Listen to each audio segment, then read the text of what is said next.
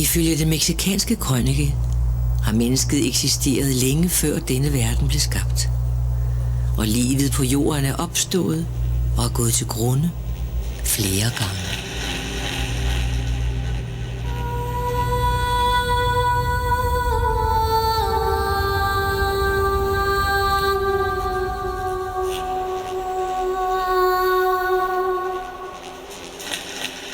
Time evolves and comes to a place where it renews again. There is first a purification time, then there's renewal time. We are getting very close to this time now.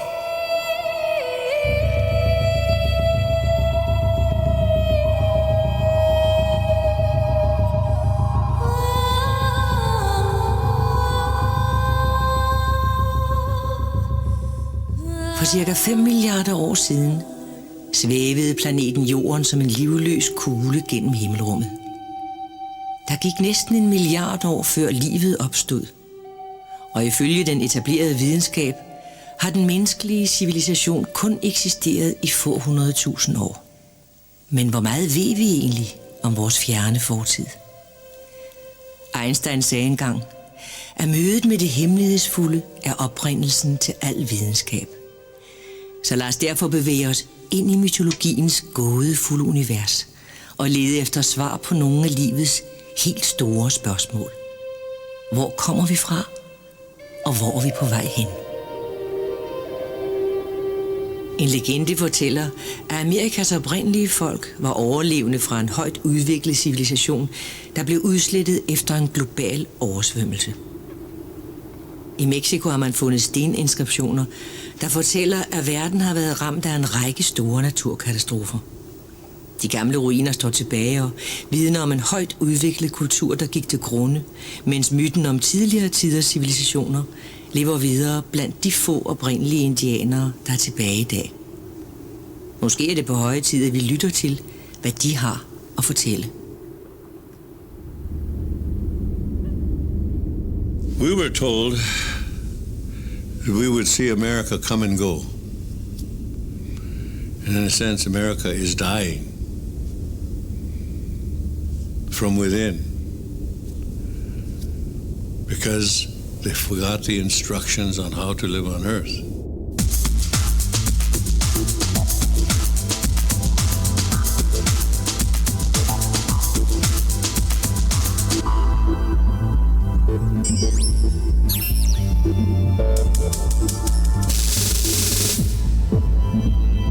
Here in Hollywood, anything more than a year ago is ancient history, and any more than a year from now is too far away to be relevant.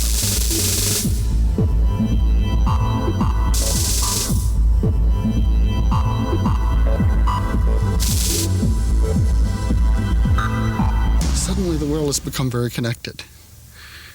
Now I can move from any part of it to any part of it in less than a day. I can pick up my phone and I can talk to anyone. I can look on the internet and look at what literally millions of people are doing all over the world. It's a very different kind of society we have now, and it's changing people.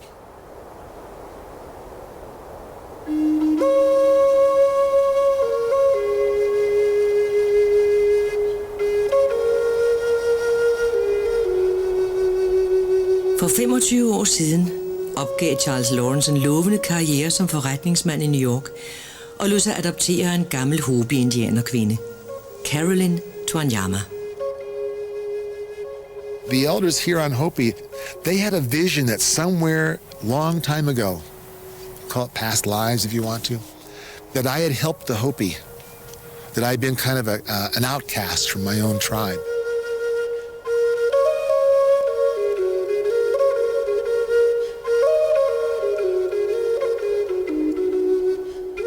In one way, I was at the peak of, or approaching the peak of a very fine place career-wise in New York City. My office was in the Plaza Hotel.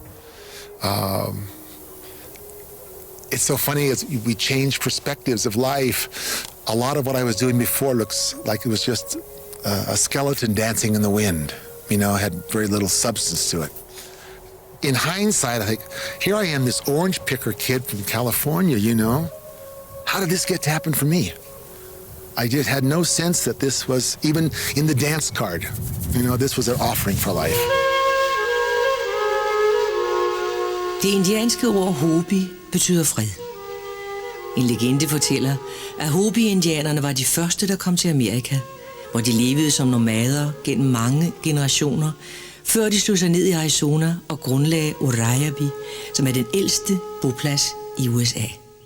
Legenden fortæller, at det var netop på dette sted i år 1100, at profeten Masao første gang viste sig for Hopi-indianerne og gav dem tilladelse til at bosætte sig på den indviede jord. Masao fortalte dem, at de var et udvalgt folk, og inden han atter forlod jorden, gav han dem nogle stentavler med tegninger og symboler, der beskriver menneskehedens historie og fremtid. Gennem næsten 1000 år har Hopi-indianerne bevaret de gamle stentavler, men det er først nu, at vi måske kan begynde at forstå betydningen af deres ældgamle profetier.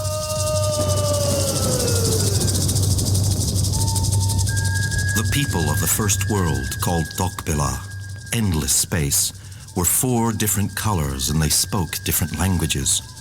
Yet, they regarded themselves as being of one mind. But then Lavachlia, the talker, came among them. He convinced the people that the color of their skins caused the differences between them. People began to divide and to fight one another. Only a few people still lived by the laws of creation. To them came the Creator's nephew, Sotoknong. He led them to a big mound where the ant people lived. When they were all safe and settled, fire came from above and below until everything was fire. Nothing was left except the people safe inside the womb of the earth. This was the end of Tokbila, the first world. I think all cultures have had stories about the civilizations that they came from and the continuity, in a sense, with the past. I mean, that is, in some sense, what culture is continuity with the past. I think it's a relatively recent thing that we're obsessed with the present. I think so much has happened in our lifetimes that we tend to think of current events as being much more important than history.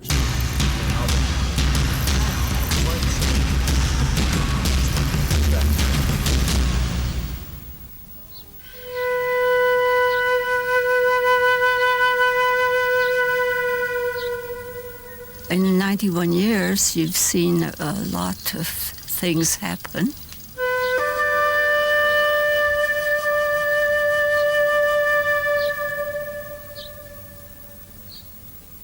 I think that we are in one of the most critical turning points in the life of humanity. And I know that because it is so uncertain and we don't know the future, it's a time of anxiety for many people. I don't think that people have a sense right now what story they're a part of. They sense that more that they're a part of a cataclysm.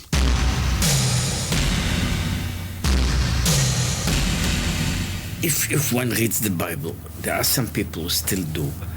Then in the Bible there is an almost explicit promise. God made a promise that after the flood is not going again to destroy the whole world. So and that is a great, I would say, great relief.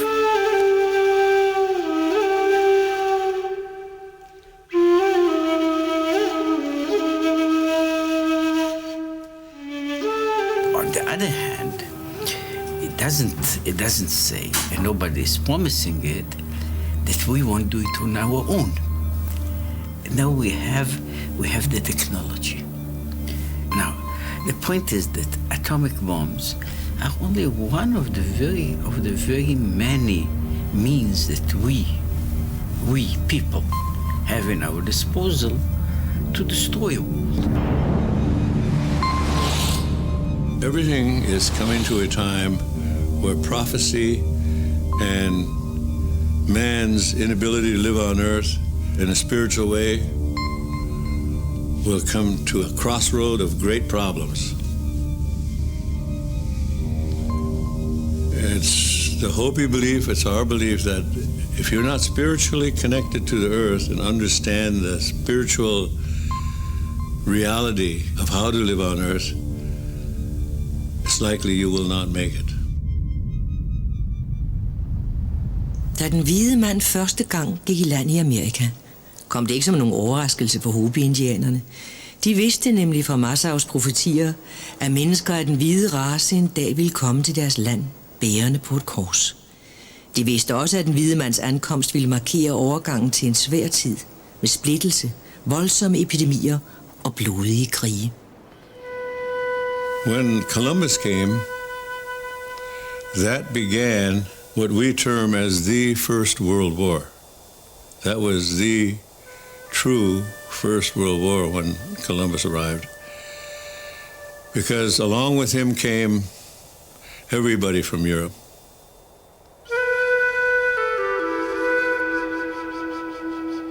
By the end of the Second World War, we were, in America, we were only 800,000. From 60 million to 800,000, so we were almost exterminated here in America. I 1881 etablerede den amerikanske regering et reservat, der indskrænkede Hopi-indianernes territorium til mindre end en tiendedel af deres oprindelige område. Endnu en gang viste de gamle profetier sig at holde stik. Hopi-indianerne vidste, at det endelige nederlag ville blive en realitet, hvis det lykkedes den hvide mand at omvende børnene og sætte dem op imod deres forældre. Men deres modstand var nytteløs. Regeringen gennemførte et uddannelsesprogram, som gik ud på at fjerne børnene fra deres forældre og placere dem på kostskoler langt væk hjemmefra. Grandmother,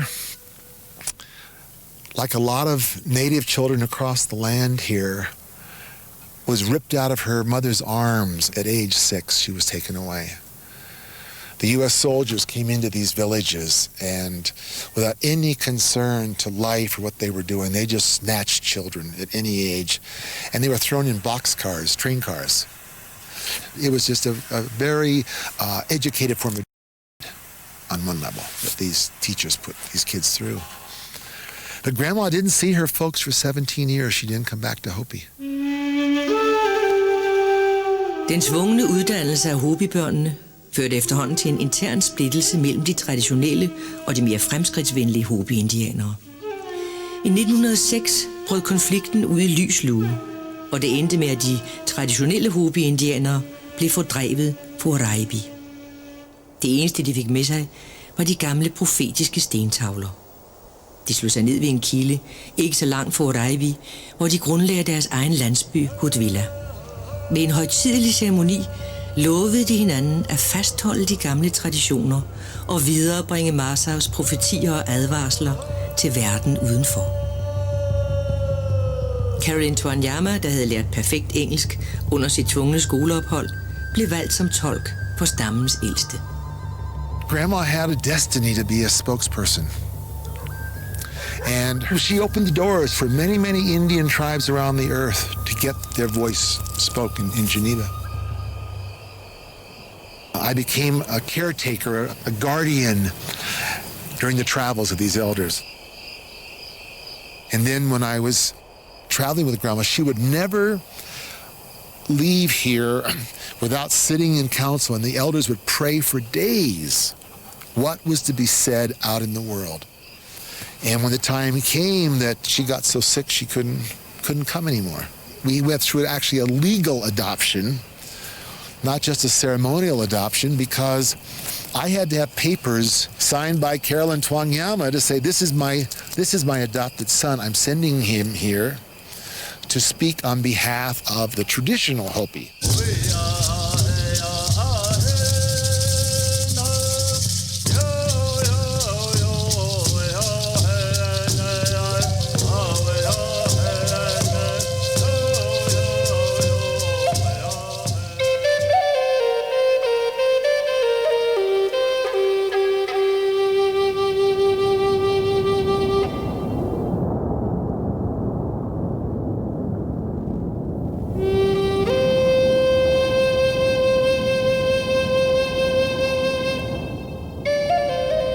After the first destruction, the survivors emerged into the second world, Tokba, meaning dark midnight. They built villages and connected them with trails in between. They made things with their hands and they stored food, just like the ant people. Everything they needed was in this second world, but they became greedy and began to quarrel and fight. Then wars between villages broke out. So again, Shotokunang called upon the ant people to open up their world for the chosen ones. When they were safely underground, Shotokunang ordered the sacred twins, Pokanghoya and Palongahoya, to leave their posts at the north and south end of the world. With no one to control it, the earth staggered and stumbled out of balance. And as the world spun through endless space, it froze over into solid ice. This was the end of Tokba, the second world. Now's an interesting time because we've really just gotten technology. And I mean just in the last 100 years or so, which is a moment of time, historically speaking.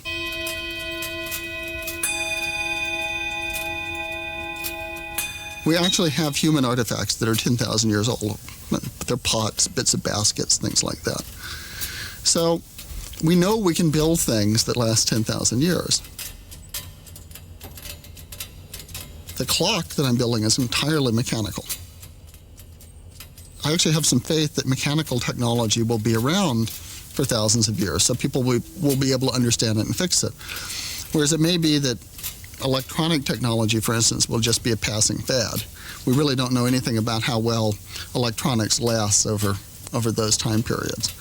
One of the questions that comes up when you design a clock that lasts for 10,000 years is, what do you use for the calendar system? There are great differences in the calendrical systems of the various cultures on Earth. The Hebrew calendar is registering the year 5970 as of September 1999. They are approaching the so-called 7th millennium. The Chinese calendar is into the year 4650 something. They're within 40 years will be approaching their 5th millennium. The Islamic calendar only shows the year 1420.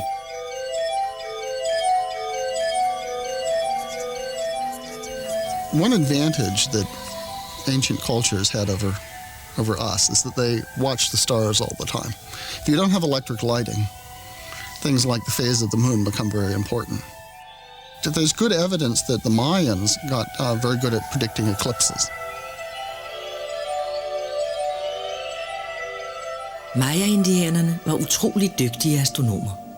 For tusinder af år siden var de i stand til at beregne planeternes baner med en præcision, der kan måle sig med de mest avancerede moderne beregningsmetoder. It turns out that one of the only calendar systems which makes sense is the Mayan calendar system. An interesting thing is that calendar, too, is about to come to the end of one of its very long cycles. I think the biggest mystery with the Maya calendar is this 2012 date.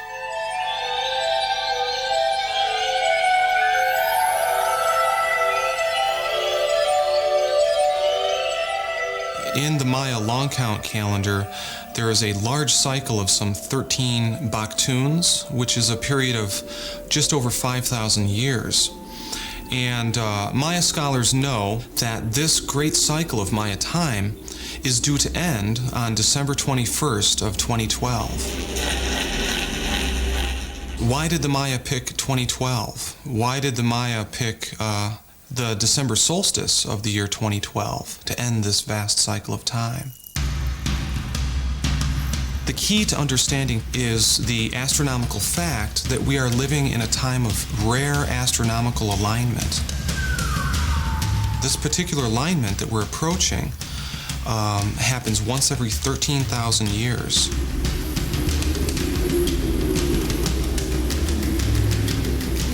I think that we can understand these galactic dynamics by looking closely at the Vedic cosmology. And their insight is that 13,000 years ago was the Golden Age. And then we start moving through a period of yugas, or world ages, descending from the Golden Age through the Silver Age to the Bronze Age. We are now in the Iron Age, the darkest age, Kali Yuga. We have been moving further and further into darker epochs, and consciousness has been losing itself into materialism and darkness. We are living in the worst of all possible worlds, in which there is still hope. The good news is that we are just about to turn the corner. The galactic alignment of 2012 is the end of descending Kali Yuga, and we will turn the corner to begin the ascent phase towards the next golden age.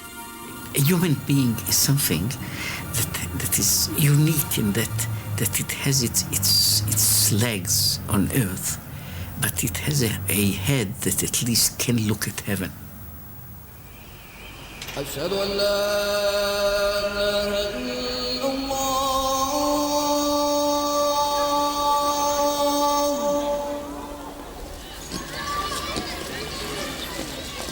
أشهد أن لا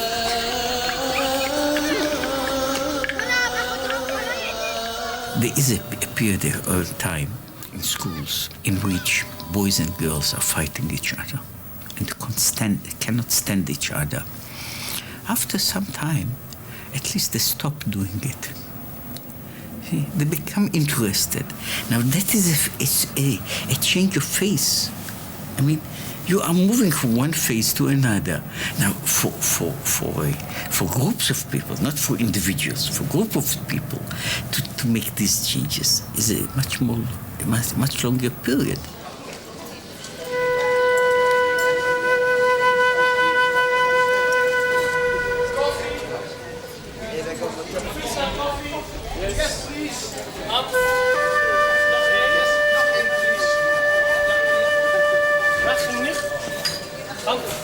We're still in the religious struggles of human consciousness, but slowly moving towards the age of Aquarius in a so-called vacuum or change over from the influence of Pisces, which is basically religious.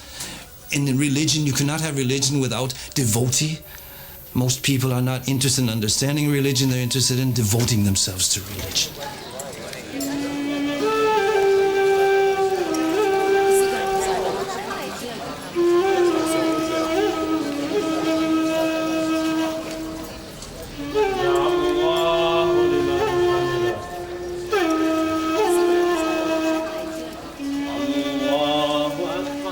We listen so little, you know, and what we hear, we misinterpret.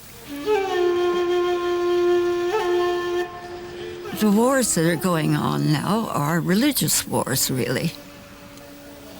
We don't all have to believe the same thing, but somehow we have to come to an affirmation of each other's belief system. And I think that's one of the things that will begin to emerge.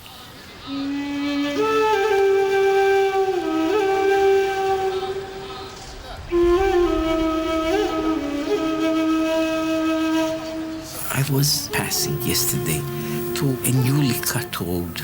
So it was bare rock about 5 years ago when they cut it. Now I see that in the cracks of the rock, plants are beginning to grow. Nobody put them there, but there were seeds flying all over, and some of them finds the most minute crack, and they begin to flourish. So in 10 years' time, in 20 years' time, you will see the green wall where there was a bare rock.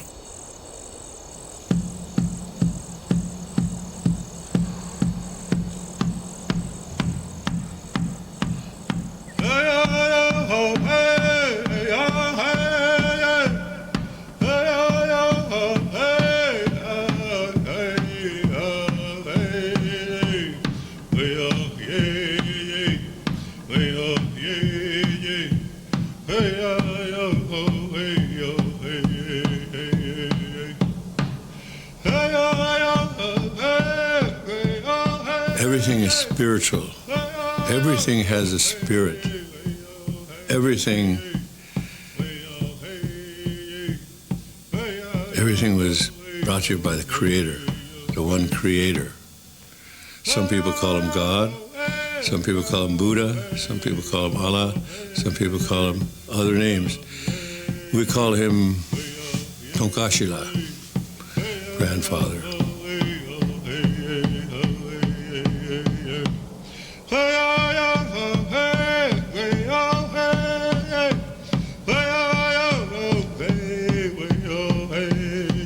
We're here on Earth only a few winters.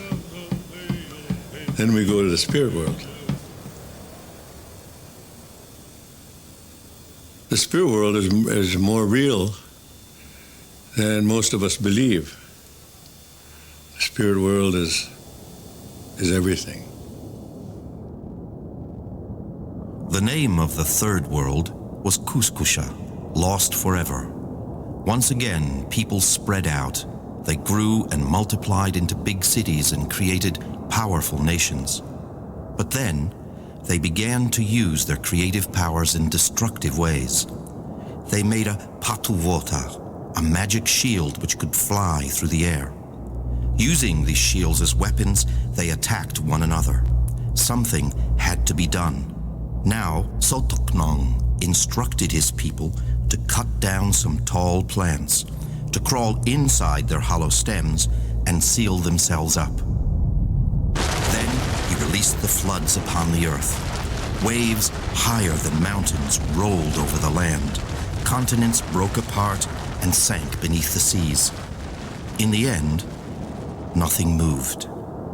After a while, the people emerged from the hollow stems, and they saw that they were on top of the highest mountain. Everywhere, as far as they could see, was water. All those proud cities were now at the bottom of the sea. This was the end of the third world. Historien om syndfloden er nok den mest udbredte af alle gamle myter. Fra Bibelen kender vi beretningen om den rettroende Noah, der overlevede syndfloden, fordi han blev advaret i tide, så han kunne nå at bygge den frelsende ark. Lignende fortællinger går igen i stort set alle verdens religioner, og mærkeligt nok også blandt isolerede stammefolk var klodens fjerneste egne. Måske har noget, der ligner syndfloden, virkelig fundet sted. Prøver taget på Grønland tyder i hvert fald på, at der er sket en pludselig nedsmeltning af indlandsisen for ca. 9.500 år siden. Hvis flodbølger og oversvømmelser er skyllet hen over jorden, og store landområder er sunket i havet, er det ikke så mærkeligt, at det har givet genlyd i de gamle myter.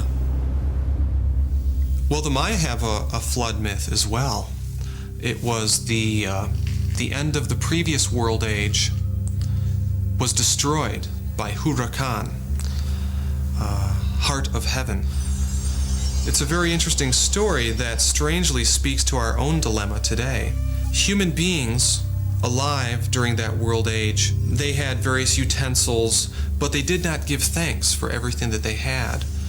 So their tools rose up against them and destroyed them. And then Huracan sent the flood over the earth to wipe it clean so we could begin again.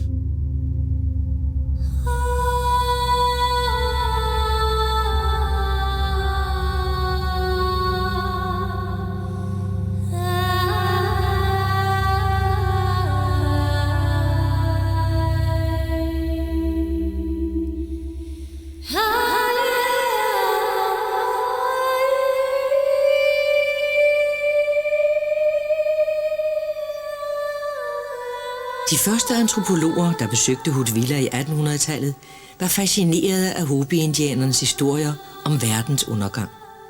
Men indianernes profetier vedrørende fremtiden havde de svært ved at tage alvorligt. Det lød alt for fantastisk til at være sandsynligt. There will be roads in the sky. There will be moving houses of iron. There will be horseless carriages.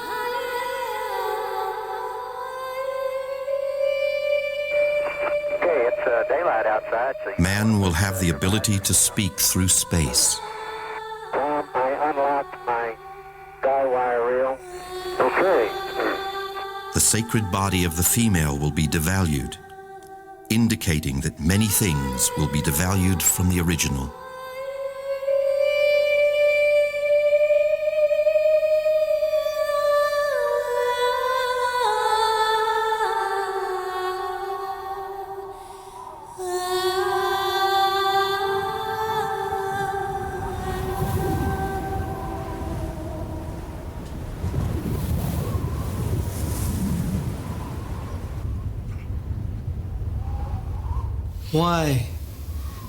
Why did the white man create all of these things?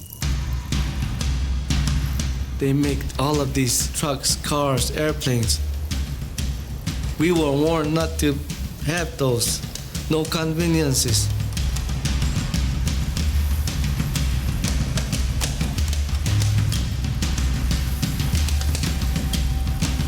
I 1998 døde Dan Evahema, den sidste af de gamle Hopi-indianere, der havde oplevet uddrivelsen fra Urayabi. Han blev 107 år gammel. I dag er der kun en lille håndfuld Hopi-indianere tilbage, der stadig holder fast i de gamle traditioner og prøver at forsvare Hutvilla mod den udvikling, som Massaus profetier advarede imod. De gamle frygter, at en ny katastrofe vil ramme jorden, når og hvis den sidste Hopi-indianer overgiver sig og lader den hvide mands livsstil tage over. The issue is that Hutvilla, in the mind of its foundation, is a shrine. It's a sacred place where the people live in loving concert with the earth. Their lives were meant to be lived in that simple way. They treated the earth in a good way. They treated each other in a good way. That was the very foundation and substance of Hutvilla. When the government, the tribal council began to push through these so-called improvements of electricity and water, they did not want that. The old people wanted Hutvilla to be left as this sacred shrine. Manuel Manunga har besluttet sig for at løfte arven efter sine stolte forfædre. Ved at vende tilbage til Hopi-indianernes oprindelige livsstil og videregive de gamle traditioner til sine børn, håber han at kunne afværge den katastrofe, som han mener truer os alle sammen. I decided to give up my truck, and I quit my job too because I believe in him. And now I'm into building a stone house, and it's almost completed, so I can live simple life.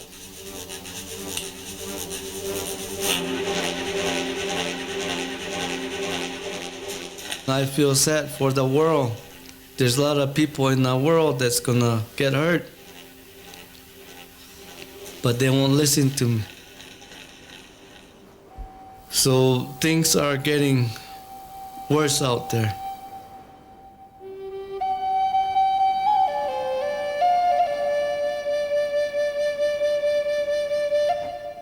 Under these mountains, they're just beds of coal.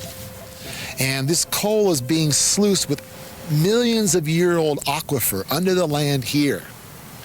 That coal gets sluiced over to Las Vegas, and which is a city that to me is a hallucinogenic nightmare because it's in an unnatural place, it's in a desert, consuming enormous amounts of energy, wasting water, a very, very vital resource of the earth that is diminishing. And it's a place to just go hallucinate.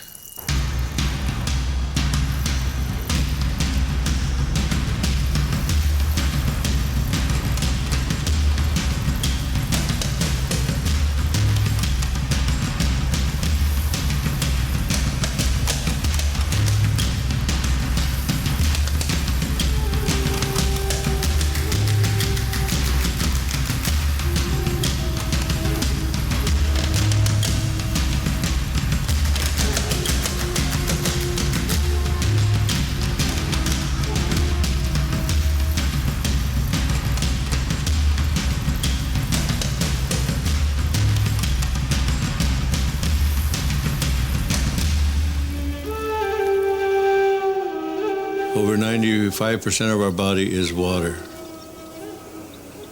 And in order to stay healthy, you got to drink good water. When the European first came here, Columbus, we could drink out of any river. If the Europeans had lived the Indian way when they came, we'd still be drinking out of water because the water is sacred. The air is sacred. Our DNA is made of the same DNA as the tree. The tree breathes what we exhale. When the tree exhales, we need what the tree exhales. So we have a common destiny with the tree. We are all from the earth. And when the earth, the water, the atmosphere is corrupted, then it will create its own reaction. Mother is reacting. In the Hopi prophecy, they say the storms and floods will become greater.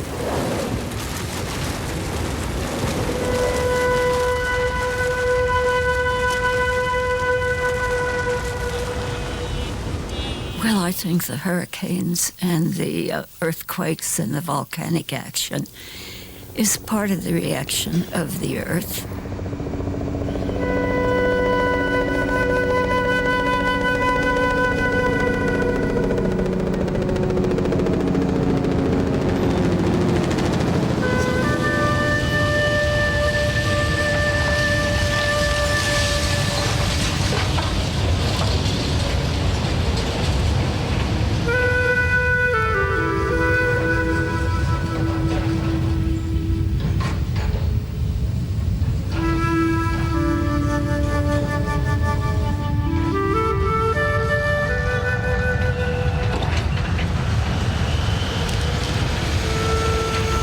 Wherever there is a disaster, there is a congregation of people from all over the world who come to help.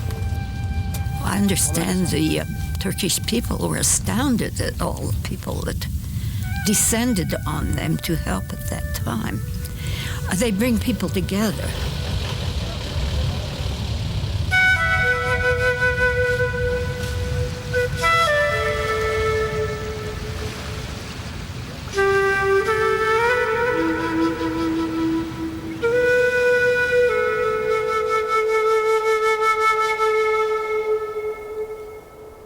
To me, it's not a negative thing to know that there will be great changes.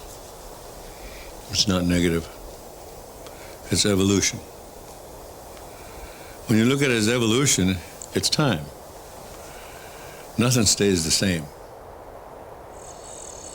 Siden Darwin skrev sit berømte værk om arternes oprindelse, har videnskaben været overbevist om, at mennesket nedstammer fra aberne. We always say, that might be your ancestor, but it's not our ancestor. He is a relative, but not our ancestor. Mens arkeologerne fortsat leder efter det manglende led mellem aber og menneske, er der gjort usædvanlige fund, som tyder på, at der levede mennesker på jorden for mange millioner år siden. I Laetoli, i det nordlige Tanzania, har man fundet forsteninger af et over 2 millioner år gammelt fodaftryk.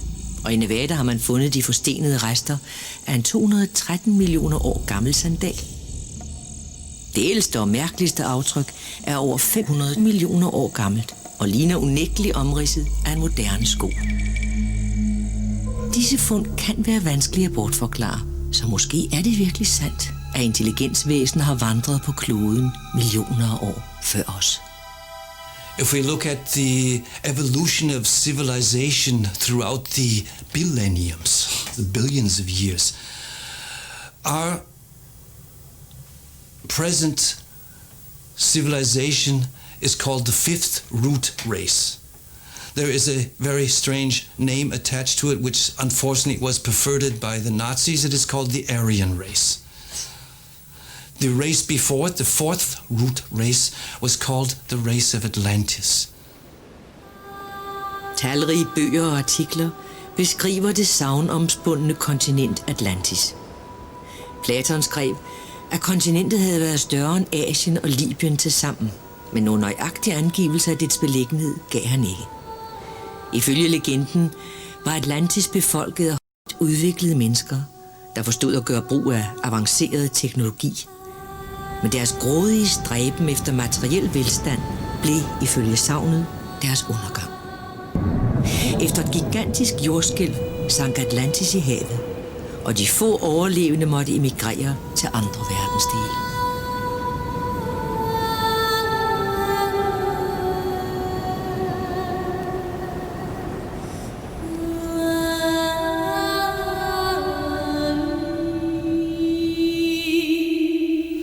I firmly believe there was the civilization of Atlantis with telepathic powers, with connection to space travel, life on, in other galaxies and other planets.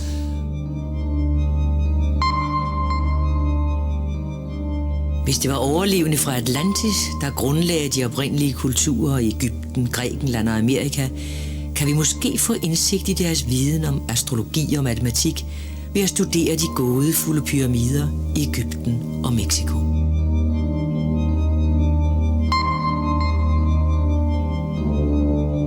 Maya epigraphers, those who decipher the Maya hieroglyphic language, are now able to read about 70% of the hieroglyphs, and it's telling us a great deal about Maya culture.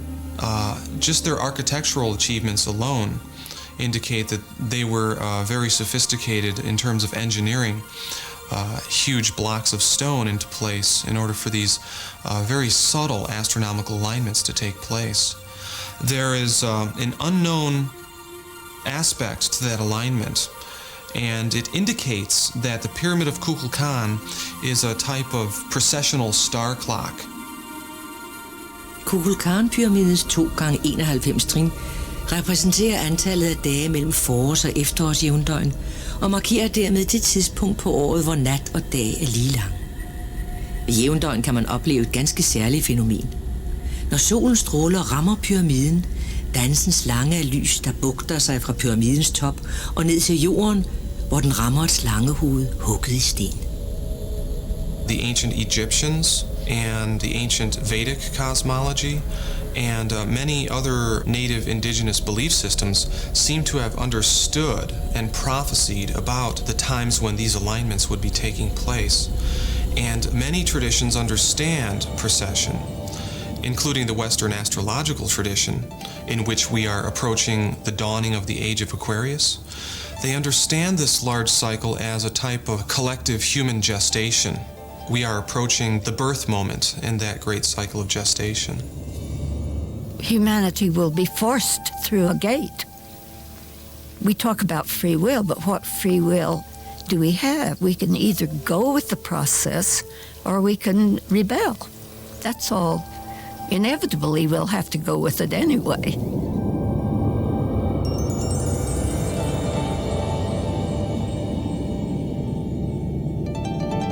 It's not surprising to me that the stories of transformation of the world, renewal of the world, cataclysm, things like that, are becoming more important in every culture. Those stories were always there, but because of the time that we're in, those stories are becoming important to everybody in a way that maybe they wouldn't have been otherwise. We are the anthropologists constantly studying the white man, the European. If they could see themselves through our eyes, they would see the ridiculous sides, they would see the feudal sides, they would see the mistakes. There is a great conflict building up.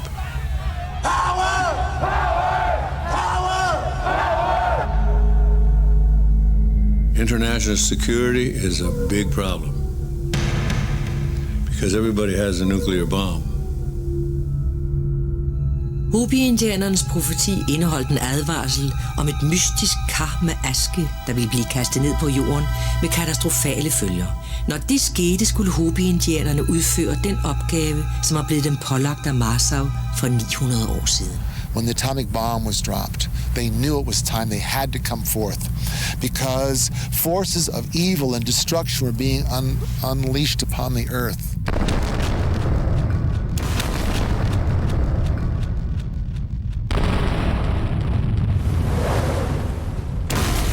Efter bombningen af Hiroshima og Nagasaki samledes Hopi-indianernes ledere for at udvælge 4 repræsentanter, der, som profetien foreskrev, skulle viderebringe en advarsel til manden i Det Hvide Hus.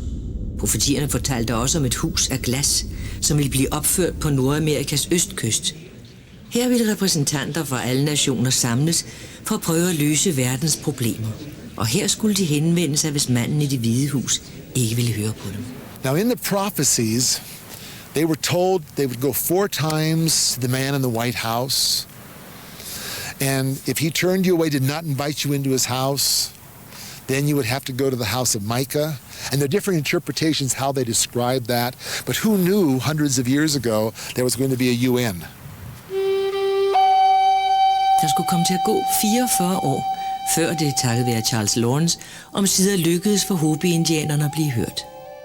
We just called the wife of Boutros Boutros-Ghali, who was then the head of the UN, and it was that moment of the window being open that we got on the calendar. Thomas Banyaka var den eneste fra den oprindelige delegation, der levede længe nok til at opleve den store dag. Da delegationen ifølge profetien skulle være på 4 medlemmer, udvalgte Thomas Banyaka 3 nye repræsentanter. En af dem var Manuel Menunga. In 1992, we went there and we give our Hopi prophecy, Hopi message over there that was the last warning. If we don't stop these things, then the world will get out of balance.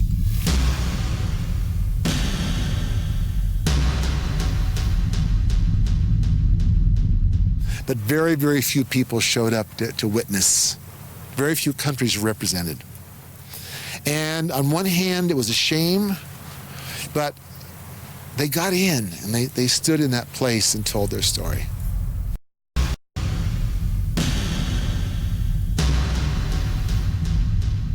We give them 4 days, 4 months, 4 years to come and investigate. But it didn't happen. They didn't come.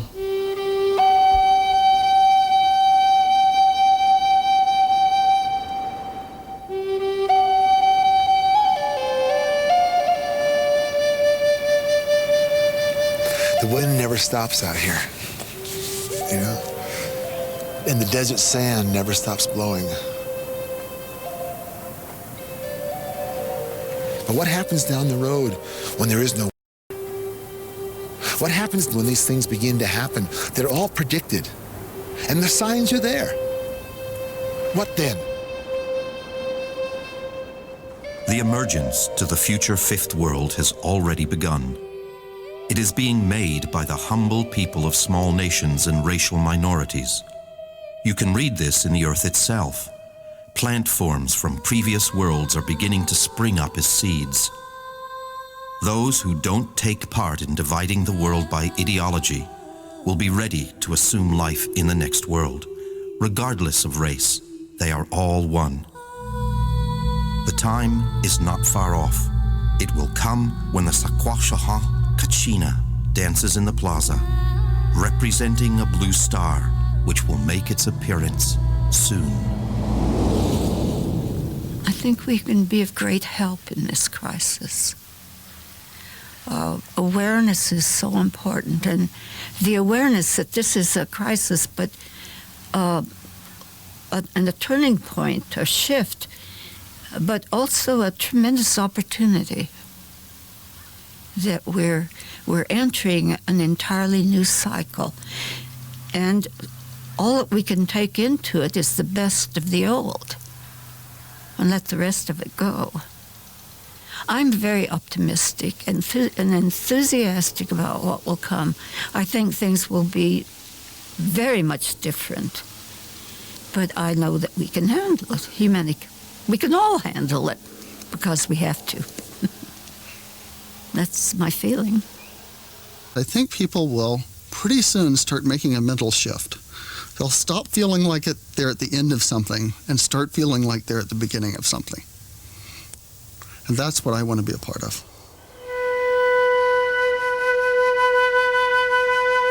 You should learn how to plant something. That's the first connection. You should treat all things as spirit. Realize that we are one family.